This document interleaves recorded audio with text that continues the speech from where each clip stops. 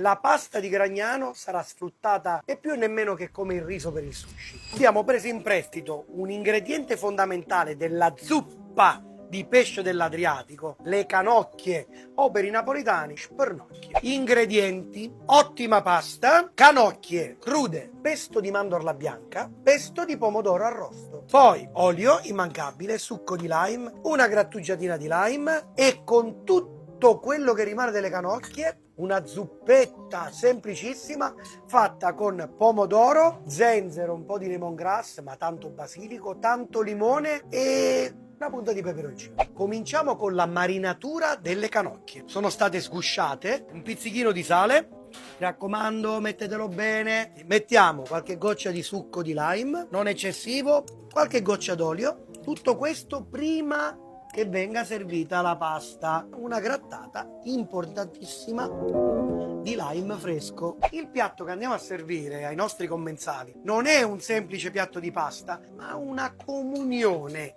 di ingredienti che avranno una dualità. Partiamo da questo, la nostra canocchia cruda, e la mettiamo qui, un paio di germogli di prezzemolo. Adesso tocca la pasta. La porteremo a superare la sua classica cottura, se no avremmo troppo da masticare. Anziché i loro 14 minuti di cottura ne hanno fatti 16. Mettiamo giù il pacchero cotto in acqua salata e via qui. Tiepide anche le salse, perché ci deve essere il contrasto tra crudo e il cotto.